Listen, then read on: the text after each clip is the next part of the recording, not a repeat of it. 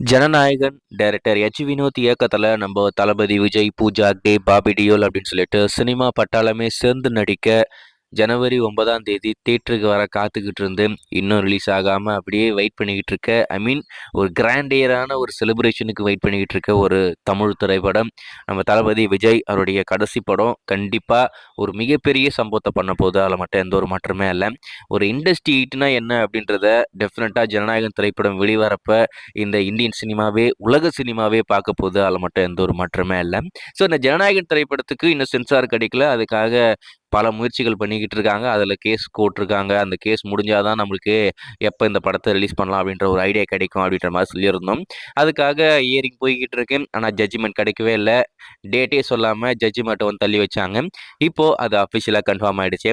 அதாவது 22ஆம் தேதி நடக்கும் அப்படின்ற மாதிரி எதிர்பார்த்தோம், நடக்கலை. 23 நடக்கும்ன்ற மாதிரி எதிர்பார்த்தோம், நடக்கலை. ஸோ 23 ஈவினிங் கன்ஃபார்ம் ஆகிடும் அஃபிஷியலாக. அடுத்த டேட்டு எப்போ இந்த கேஸ் ஹியரிங் வருது அப்படின்றத பற்றி நம்ம பேசியிருந்தோம். ஏன்னா இன்னைக்கு நாளைக்கு சாட்டர்டே சண்டே கோர்ட் லீவு. அப்படியே மண்டே பார்த்தீங்கன்னா ரிபப்ளிக் டே, அன்றைக்கும் பார்த்தீங்கன்னா கோர்ட் லீவு. ஸோ அப்படி பார்த்தா செவ்வாய்க்கிழமை தான் கேஸ் நடக்கும். 27ஆம் தேதி கேஸ் நடக்கிறதுக்கு நிறைய வாய்ப்பு இருக்குது. கேஸ்லாம் இல்லை, ஜட்ஜ்மெண்ட் தான் சொல்ல போகிறாங்க அப்படின்ற மாதிரி சொல்லியிருந்தோம். அது இப்போ அஃபிஷியலாக கன்ஃபார்ம் ஆகிடுச்சு.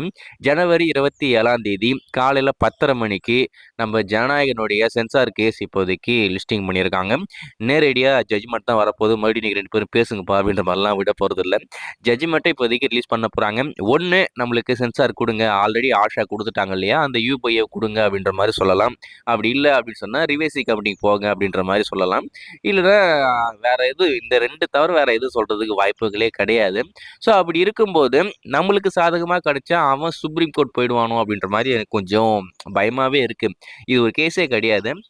ஏன்னா இது வந்து ஒரு பெட்டி கேஸ் மாதிரி தான். ஆனால் இருந்தாலும் அவன் இன்னமும் படத்தை ரிலீஸ் பண்ண முன்னையா கூடாது அப்படின்னு சொல்லிட்டு விஷயங்கள்லாம் பண்ணுவான் இல்லையா, அதனால கண்டிப்பாக அவன் சுப்ரீம் கோர்ட் போவான் அப்படின்ற மாதிரி தான் எனக்கு தோணுது. ஸோ என்ன நடக்குது அப்படின்றத வெயிட் பண்ணி பார்ப்போம். இப்போதைக்கு ஜனவரி 27 நம்ம கேஸ் வந்து ஹியரிங் வருது. காலைல 10:30 மணி அப்படின்ற மாதிரி லிஸ்டிங் பண்ணியிருக்காங்க. 10:30 மணி அப்படின்றது 11 ஆகலாம், 12 ஆகலாம். என்ன நடக்குது அப்படின்றத வெயிட் பண்ணி பார்ப்போம். அஃபிஷியலாக வெளிவந்ததுக்கப்புறம் நான் கண்டிப்பாக அப்டேட் பண்ணுறேன்.